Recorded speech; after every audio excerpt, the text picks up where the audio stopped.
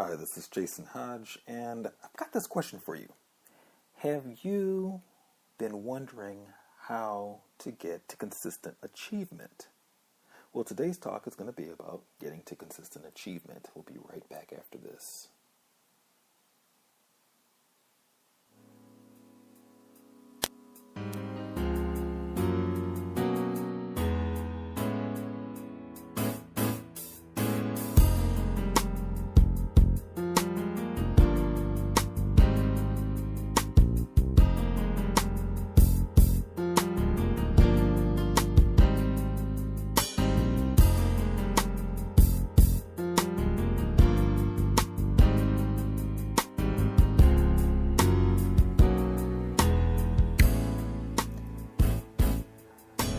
Now, I didn't know actually that I was going to be talking about as many things that I have on my paper to talk about today, but as I was going through the information of just how this thing fleshes out, more and more things started kind of coming, to the forefront. And I wanted to make sure that when I addressed this particular thing, I captivated it properly in order to give you a good sense of what it is that this whole achievement thing, consistent achievement thing is all about. And to take some of the stigma off of maybe some of the things that you may be defining as failures, that they actually aren't failures. So today we're going to dive into different aspects of this thing called achievement, success, destiny, purpose, and how it applies to your life, and then also a platform and a system that you could put in place to help you get to where it is that you ultimately need to be.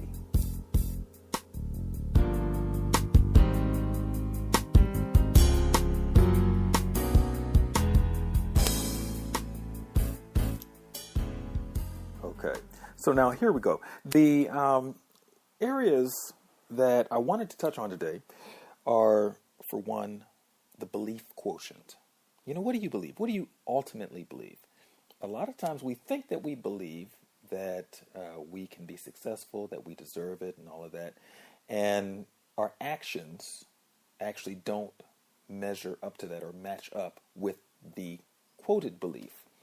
It's our body language that speaks different. It speaks actually volumes as to what we truly believe. There is an African proverb. Let me see if I could find it, because I thought that it just fit this so perfectly, and it addresses the unspoken intentions. And I'm going to see if I can pronounce it correctly. All of the international grammar police don't get me, but the term goes like this: Aku fukuzai hakwambi toka. Okay, and so the light translation is, a person who wants you out of her or his place will not tell you, get out. Okay, so in diving a little further into that, the premise is that folks tend to not really speak their true intentions. So what you need to do is govern what they're actually saying by their body language. Now, we're told that communication is 95% nonverbal and 5% verbal. So if the 5% isn't matching up to the 95%, then you've got to really believe the 95%. And so you could take the same premise and overlay it onto your own dynamics. So when you think about, when you say that you believe that you can be or should be successful, that only is falling within that 5% of the actual communication. You're going to have to then dive into the 95%, because a lot of times we think that we believe a certain way because we're so used to lying to ourselves. And we have to then say, okay, I know I just said this out of my mouth. Now let me see how well my actions line up to what it is that I just said. So do I actually believe this, or do I believe that I should believe this and therefore I'm saying it? You see, and then so there we go down the rabbit hole. So the belief quotient, we'll talk about that.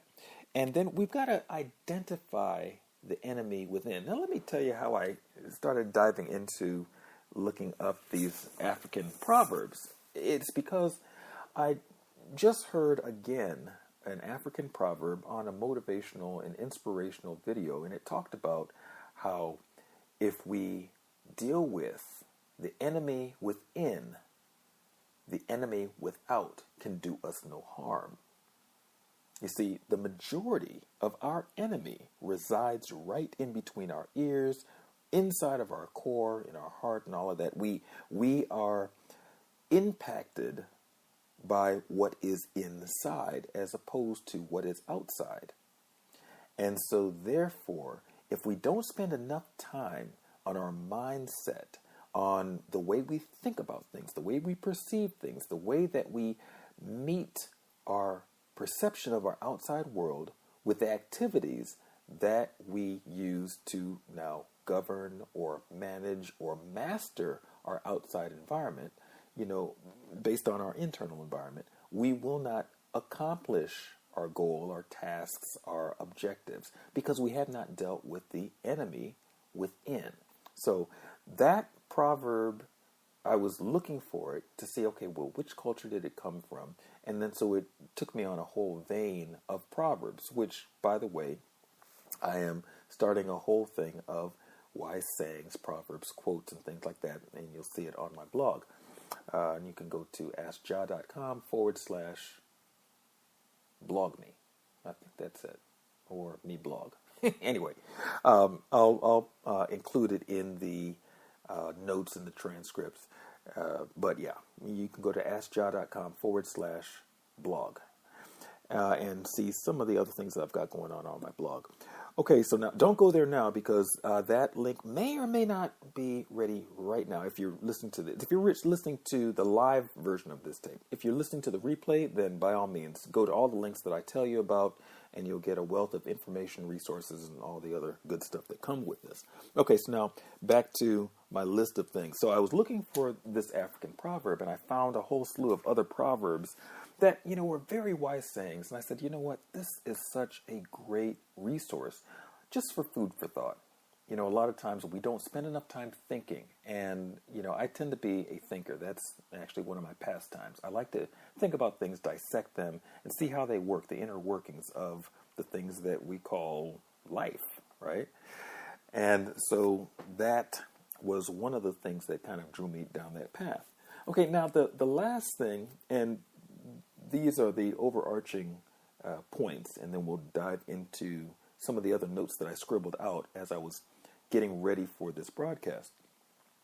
But the other one is, it's another proverb, and basically it boils down to that, once you're satisfied, then you can grow tired, you grow weary. But until you've gotten your satisfaction, you are tireless. So my takeaway from that is how to stay hungry, how to keep yourself from getting or hitting the plateau. So let's talk about all of those things. Now, one of the things that I've noticed going through different industries, and the more mature industries kind of look at the long play as well as the short play, the strategy and the tactics of what it is that you do. And when you're looking at getting to a consistent achievement, when you're looking for consistent achievement, there's certain things that you have to have in place, and also certain realizations that you have to have in place, some leeways that you must give yourself. And, I always go back to how it is that I'm training my kids. My wife and I are training our kids. When we see them getting discouraged or frustrated because they're not getting something right off the bat, I realize that, wow, this is a human condition that we get from the time that we are very young, for whatever reason. And it's probably based on external influences, whether it be from our parents, our environment, or society, community, whatever. We have a belief that we are supposed to just automatically know something without having put the work in to learn or discover or uncover the workings of that thing. And so when I notice my kids getting frustrated when they're trying to write something, whether it be a letter or color inside the lines or whatever, I've got to reframe their experience for them so that they understand that it's okay to make quote-unquote mistakes, and that they aren't actually mistakes. They are vehicles that the body, the psyche uses in order to structure your ability to actually accomplish what you set out to accomplish.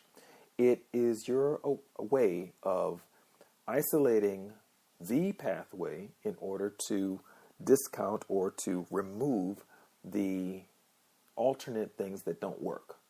Okay, let me explain that a little deeper. I won't say better, everybody understands things a little different. But if I am learning how to walk, and I wrote this down in my notes, that every baby falls when learning to walk, and every kid stumbles when learning to run. And you've got to give yourself that. Give yourself the leeway in order to do your stumbling, to do your falling, as you calibrate your muscles, the musculature that is necessary in order to hold your body erect to keep it from falling, and to hold it in balance when you're running to keep it from stumbling. See, there are certain muscle groups that come into play that have to fire at the same time. The nerves have to send a signal down to those muscles to fire at the same time in order for those muscles to keep you erect, to keep you from falling over when you go to stand. Other than that, you would not have any control over your body, over the functions. Certain things have to learn how to work together. When a baby is learning how to control its bodily urges, it learns, he or she learns how to hold their bladder from urinating all over the place while they sleep. And ideally they learn that, in the comfort or the safety net, parent safety net that is, of a diaper or a way to catch that urine until they learn how to control those muscles. Same thing when it comes to, defecation. They learn to control their bowel movements so that they don't, just defecate all over the place. But there's a time when they don't know how to do that. And that is the time where they begin to learn how to control those muscles that we believe are involuntary, but we learn that our muscles only become involuntary when we forget how to voluntarily use them. Our skill sets are skills that we have to exercise and apply just like muscles, just like nerve pathways, just like signals.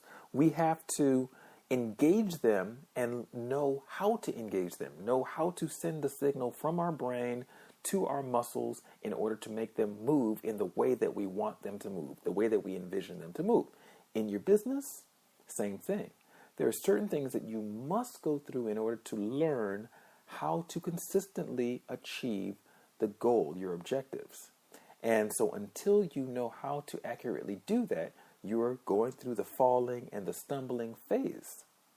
And so if you recognize that it's a part of the process as opposed to abject failure and the stigma that is around failure, oh, you messed up.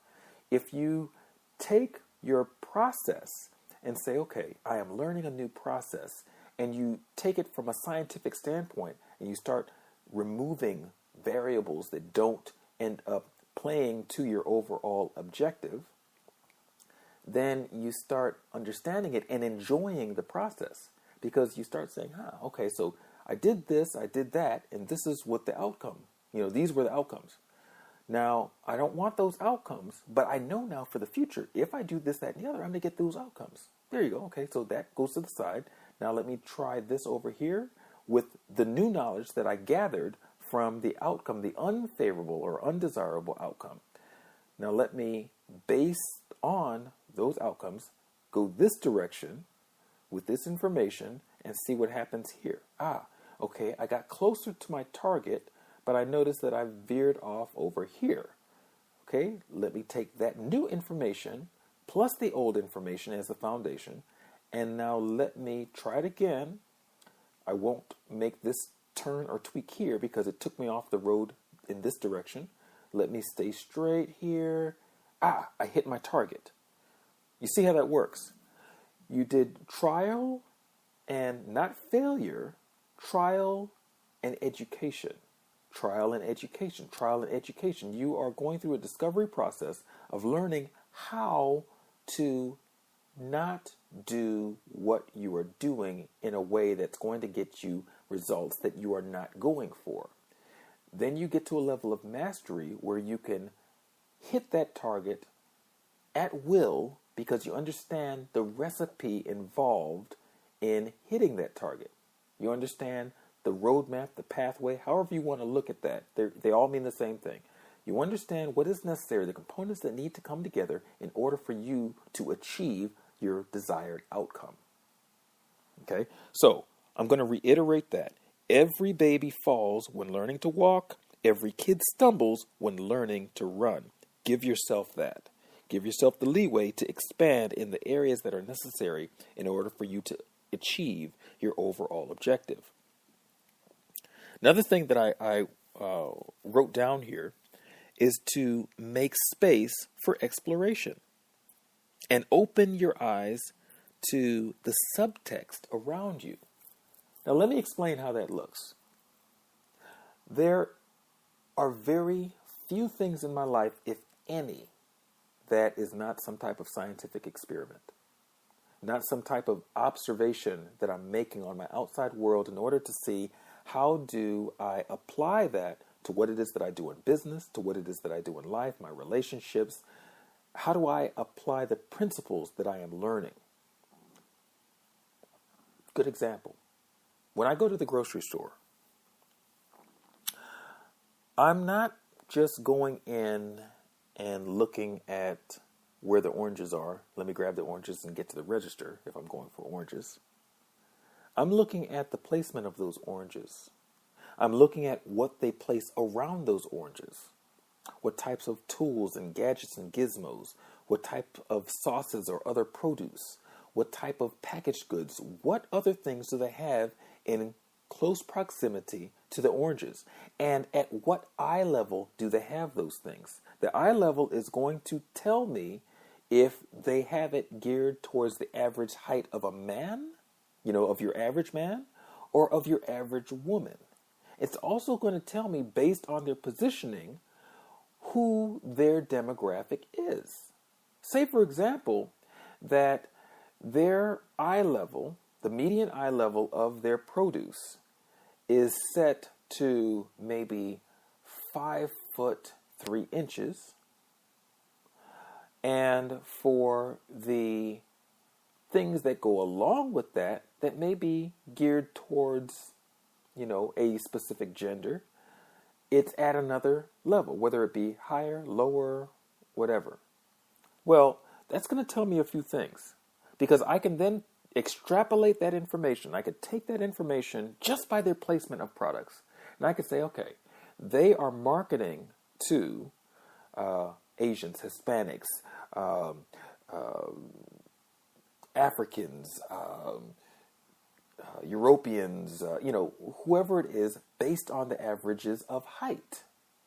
If the average height of a descendant from the Inca culture, the Mayan culture, the Central American or South American culture, the natives, indigenous people to that land, if their average height is going to be, for the women, 5 feet tall, and for the men, 5'6", 5'7", then I know that they probably, in this particular marketplace, have a ethnograph or an ethnic background or ethnic visitation of folks who are of this culture. If, however, it's set higher, and say that the things that are placed at the eye level are at 5'7", 5'8", 6 feet. And then at a higher eye level, I'm going to over-exaggerate here, but are at 6'7", right? And then I look and say, okay, so what average woman, which culture does an average woman, stand at 5'8" to 6 feet tall? What if that is from an East African culture? Okay, well, maybe they get a lot of East Africans in here, so they're catering to that demographic, for the woman right there. And then I'm noticing that at the higher levels, 6'7", 6'8", 6'9", okay, yeah, well, that's definitely consistent with the males from those clans in that particular region of the world. You see, so, I'm breaking it down from that standpoint, and then also seeing what type of items are there. It goes a little deeper than that, but I just wanted to give you a good snapshot of kind of how that works, how my mind works around that. So when I am looking at the information, when I'm exploring my environment, when I'm inside of the store, and I'm taking in all of this information, all of the demographics, looking at the psychographics, the psychography around what it is that they're pairing things with and which culture that they're catering to, will determine, okay, so this culture, they will take this thing and they will make, dishes consistent with this. So then they place those type of seasonings and gadgets and gizmos around these oranges in order to entice them to buy these other things. That's their profit maximizers. They place those things around the oranges so that a person may go in for an orange, but then they say, hey, you know what? I can make this orange dish that I'm looking for. And look, all of the things to make this orange dish are right there around those oranges. Let me get those things. So now instead of the person paying 50 cents when they went into the store, they come out paying $25. So that 50-cent loss leader, the 50-cent product, ended up netting the store $25 in profit, just from how they have placed the other things in close proximity to make the upsell easy. You see? So start looking at different aspects of your life. It doesn't have to be just the grocery store. It could be anything. You look at different aspects of your life and you start taking in the information, but open your eyes to what the information is actually telling you. Open your eyes to the subtext. Okay? Open it to the subtext. And then apply immediately. Take action on it. Whether it be notating it, you have a journal with you or whatever, you make note of that. Hey, I noticed that the oranges had whipped cream with it. Maybe it's for a person who wants to make creamsicle desserts or something. I don't know, but it's curious to me why they would place these things together. Let me write that down. When you start getting in the habit of that, you could do like how one of my sisters did, and that is that she used to have a challenge with fibromyalgia and rheumatoid arthritis. I hope you don't mind my talking about this. I'm talking to my sister here when I say that. And I remember asking her, well, what are you eating? Oh, well, just, stuff, regular stuff. And I said, no. What are you eating? I want you to become a label sleuth. I want you to go and every time you're about to buy something for your consumption, I want you to read the ingredients. If it has sugar in it, if it has this, if it has this, avoid it because those things exacerbate fibromyalgia and rheumatoid arthritis. And so then she actually got better at reading labels than I was. And I would grab something and she's like, Jason, you realize that this has that in it? And I was like, oh no, I didn't realize that. And so I go to the label and sure enough, it would have the things that she said in it because she got in the habit of sleuthing or reading the labels, investigating everything because, again, she was hungry for the information because she had need to know what was affecting her body, impacting her body negatively. So she became a master at reading labels. You need to become a master at your environment in order to not only consistently achieve what it is you're going out for, because you now become a wealth of information. You become a data miner, so you understand where everything is placed. You understand how everything works together. And so it makes it easy for you to achieve things. You know, it's not a hard thing to do something consistently when it comes easy to you. It's when there are those gray areas, when you don't feel confident or comfortable enough inside of the doing, what's around that corner, that can easily cause you to procrastinate on actually putting your hand to action on it. Okay? So that is one quick hack and strategy that you can use in order to keep yourself in the flow of consistently achieving. Get familiar with your environment and how it applies to your overall goals, your objectives, your destination. Quick story. When I was coming up in school, there were certain things that I just excelled at, and certain things that I did not take any time with whatsoever. Reason being is that the things that I did not see how they directly related to my end goal objective, I wouldn't take the time dealing with. You know, to me, it was a waste of my time. So I had to learn over the years how to find the relevance and the applications on everyday life, what it is that I'm focusing on. Without finding its relevant points, I don't have time for it. I take it off my plate. It's like, well, why am I going to bother with this? All this is doing is taking away from me energy that I can use in order to get something done that needs to be done. So be very familiar with your environment and apply what you learn to action immediately. And then strike while the iron's hot. Let me tell you one of the learning experiences that I had just prior to creating this broadcast today, this live broadcast. I was ready to go. So I said, okay, let me go ahead and put together the keywords and all of that. You know, let me set the broadcast up properly. And that way, when I hit go, all I have to do is open my mouth and start talking. Now, I initially was going to talk about something completely different. But what happened was I didn't strike while the iron was hot and while I was just revving, ready to go with this passion. I had just finished a call that I do every Wednesday. You know, we have a Monday through Friday call. It's called Kingdom Business Builders. And you can find us on Facebook. But I had just finished the call and I was just going. You know, we were talking about Gideon and I was talking about how, you know, you don't take where you are in life to determine where you're going. You don't use it as a discouragement factor, you know, but instead, if you have a dream, an objective, a goal, a big vision, don't focus on the how you're going to get there. You focus on the vision itself, and then you can build back from there. But just know that if you came here with a vision, then you also came here equipped to accomplish that vision. Now, it may not be that you have all of the equipment in gear right now. Maybe not.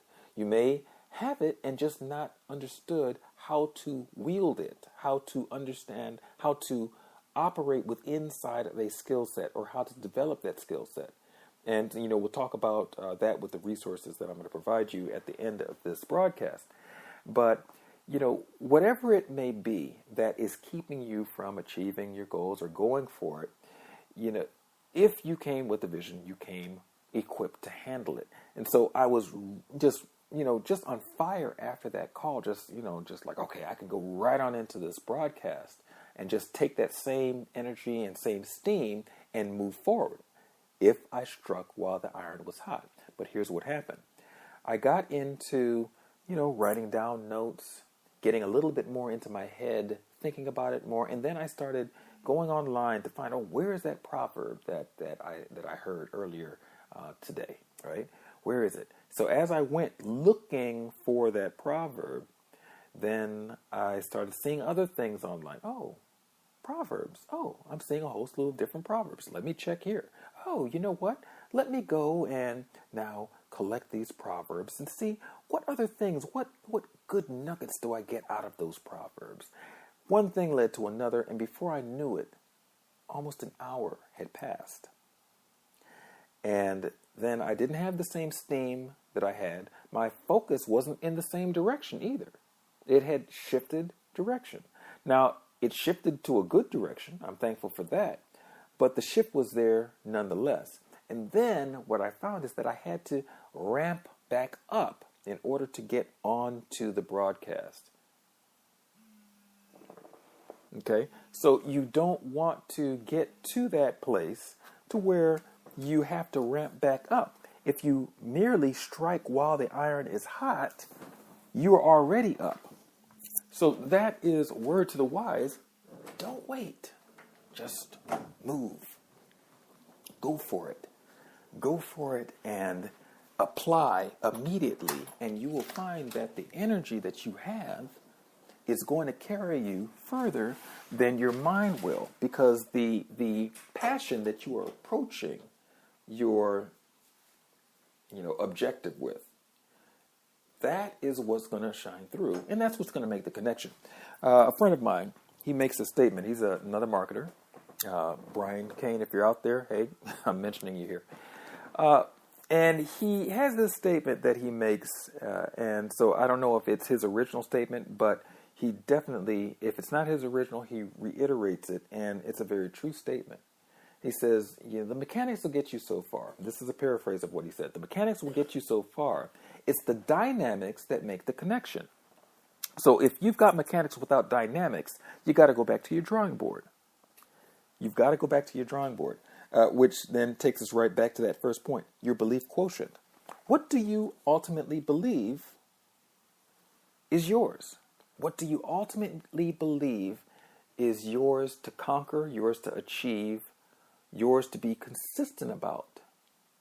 What is that thing? And how do you then take that, internalize it in a way where you believe that you deserve to accomplish that thing, whatever it is? You may be an artist. You may be a dancer. You may be a chef. You may be an attorney who wants to be at the top of your game. But there's something holding you back. Whatever industry, whatever profession you're in, whatever goal or aspiration, dream that you have in life, there's something that is holding you back from knocking it out of the park. And I truly believe, matter of fact, I could bet some really good money on it, that it's the mindset. It's in that belief. If you truly believed that you could do the thing, that you could achieve your objective at the highest level, that you could accomplish your vision, there would be nothing that would satiate you, that would stop you from going for it, because you would remain hungry. You see, if you find yourself that you are growing a little weary, a little tired in what you're doing, it's because your hunger has waned and your mindset has either shifted or has never evolved to the point that it needs to be in order for you to accomplish what you have set out to accomplish. Very important factor there. You've got to get that mindset right in order for it to continue to power you forward and continue to encourage you to keep on taking one step and putting it in front of the other. One foot in front of the other. Had a conversation where we were talking about the difference between wealth and riches. And that difference is, whereas riches, they can come and go. Wealth, however, is always attached to leverage and a system. And so that leverage and the system that you have the wealth attached to, that is why they say the wealthy get wealthier, because that system will run with or without them. So long as they put things in place to feed into that system, an automated funnel, then their wealth is guaranteed. having a sound system, feeding into that system with qualified traffic, if you will deliver the results. And it's just a matter of scaling the activity to scale or increase the results, the desired results. In your life, in your business, in your activities, in your relationships, it's the exact same thing. The principles will always come down to belief.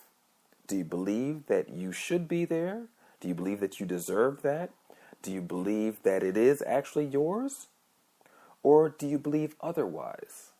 What is that 95% of your nonverbal communication communicating back to you? Check it out. If what you're finding is that you're saying one thing, but all your actions are telling you something else, you've got a disconnect. You have a misalignment within inside yourself that is keeping you from your success. Okay, so you got to get that handled. I've got a tool for that. Second thing is, have you identified the enemy within? Have you isolated? Have you scrutinized yourself to the level where you start seeing, I'm saying that I want this, but I notice that things that are coming out of my mouth are neutralizing the things that I say out of the very same mouth that I want. Say, for example, that you say, you know what, I want to be wealthy, I want to be a multimillionaire, I want to do this and that and the other with my life. And then the proof is in the pudding. You get around folks who may or may not be your avid supporters or whatnot. And so then in being around those folks, you end up, sinking to or gravitating to the lowest common denominator, meaning that you have folks who are there and saying, hey, they start talking about their problems. And so everybody begins to share their problems. And so everybody is now one-upping each other on each individual's problems. So what ends up happening is that you start comparing your problems with their problems. You start now adding to your problems. You start even saying things that aren't really your problems, but you don't want to stand out like a sore thumb by saying, well, I actually have goals and dreams and I want to achieve this, that, and the other. You don't want to stand out. So you start saying, well, yeah, I'm just doing what I can in order to get by. I'm just, and you start now squashing your energy, squashing your light, and then with the expectation that after you're doing that you're still going to attract to you the things necessary in order for you to accomplish your goal and your objective. It doesn't work like that. So you've got to identify the enemy within and isolate that enemy.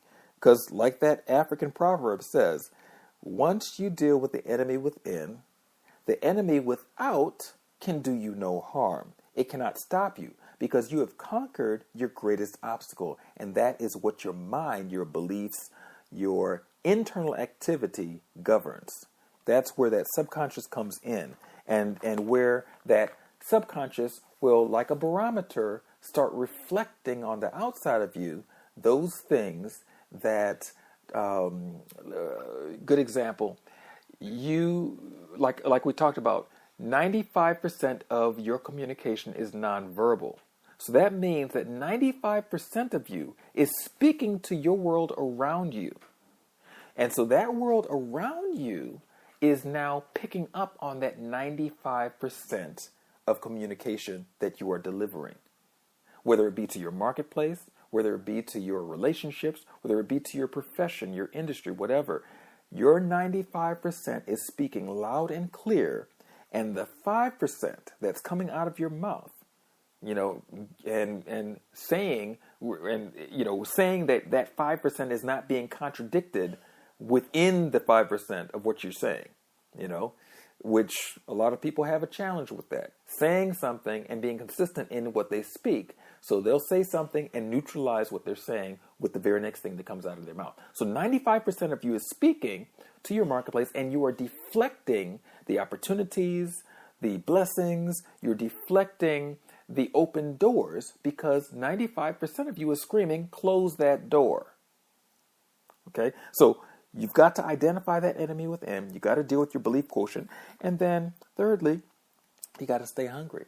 And you have to have a system in place in order to feed that hunger consistently. And in order to not stop at a level of contentment to where it's like, oh, okay, good, I've achieved all that I want to achieve. Well, the next thing for you then is to die, to expire, because you have served your purpose if you've achieved everything that you've come here to achieve. However, if you have not, then you need to quit saying that, well, I'm content, I don't need to go anymore. There is no such thing as not growth. You're growing in one or the other direction. You're either growing towards success or growing towards failure or death. Okay? Only two ways. You're constantly growing in one or the other direction, growing or declining, achieving or not achieving, devolving, breaking apart, falling into disrepair. You've got to isolate that and see if you fall into that category. All right, so we're running out of time here. Want to give you these resources. If you are wanting to know how in the world you will create consistent achievement, consistent successful results, and you want to have a system in place that you yourself don't have to build right off the bat, but it's something that can now supplement your process while you are learning how to grow yourself, your mindset, grow your business, grow your income, grow your relationships. Something that can go in and help you to readdress or reconfigure, reframe what goes on in your mind so that your 5% and your 95% of communication can be speaking the same thing, and that is success. Then I want you to go to, it's a little story there for you. Go to askjah.com/mytime. Again, that's askjah.com/mytime. Now, it is your time, I believe this. I thoroughly believe this because if it wasn't, you wouldn't be listening to this broadcast. So when you listen to the story that is going to be on my site there, I want you to really take to heart what Chris is talking about, how he had to overcome his own internal obstacles in order to achieve the successes that he's achieved, the multiple successes that he's achieved, and how you can do the same thing. Nobody's story is unique, okay? We all have had our struggles,